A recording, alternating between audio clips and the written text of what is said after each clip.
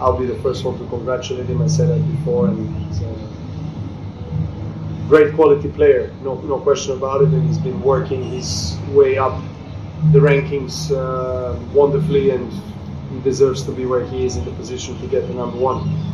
At the moment, no. To be honest with you, I've been aware in the past when I was in a race for number one to end up the season number one, and of course that I've known the different scenarios, but right now I'm really not thinking about it. And as I said, it's very soon going to happen, the number one transition.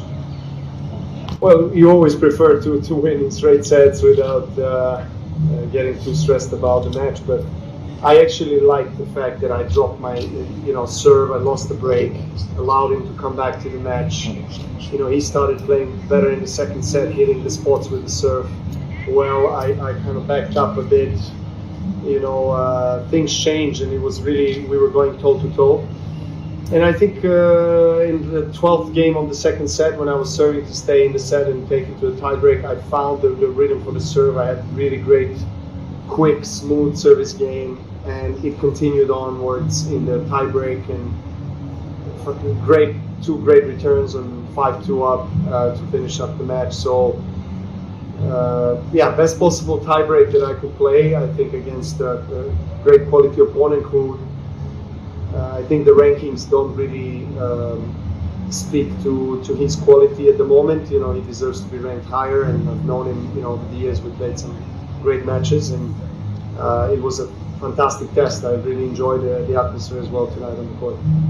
It's not the first time that I have family with me on the tournament, and I actually enjoy it, of course, particularly now after everything that has happened recently. I felt like I wanted to stay with the family and feel the warmth, love, and support of them. And of course I have different roles this week: a father, husband, and a player, and my brother is here as well, and friends. So it's my parents arrived also yesterday, so it's really nice to have people that are closest in my life here with me and cheering me on, spending quality time.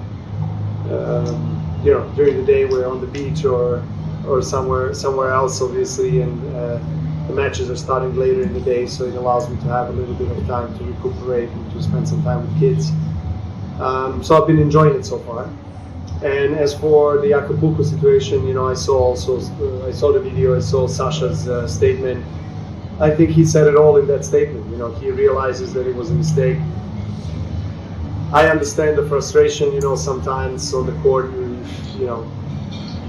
you feel in the heat of the battle, lots of different emotions, different things happening in your head, and I made mistakes in the past where I had tantrums on the court, so I understand that what the player is going through.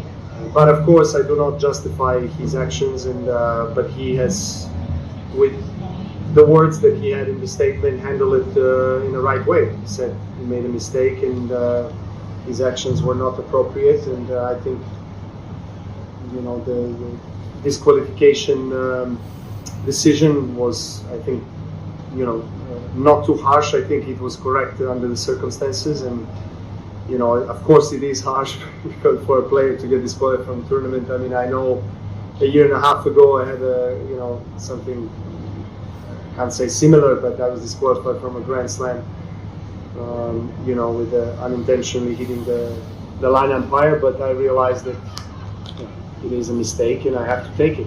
So hopefully he can reflect on that and not let something like that happen ever again in his life. I'm sure that he's going to approach it maturely. Well, look, I'm sure that the ATP management and officials will look at the video, will probably interview the chair umpire, will take some time to decide what they want to decide. I'm never going to encourage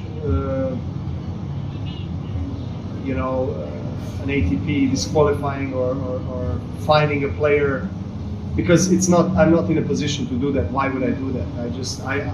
I agreed with what Sasha stated in his statement. He said I made a mistake. It was a not appropriate behavior. I went too far, and that's all. I support that kind of statement. And everyone is a human being. Everyone is flawed and can make mistakes. But I wouldn't agree with you that he was the only one that ever has done something like that. There were many examples of players hitting their racket in the chair, umpire's chair. It happened. Bottles, whatever, bags were thrown, and a lot of things, a lot of bad words. It's not the only case. I would disagree with you there. I didn't mean the only case, but because you are very different. Yeah, I understand. Yeah. But you told me in a way that Sasha has done it in such way violently, and me and all the other players haven't done that. I think you would agree there was a lot of cases that were very similar.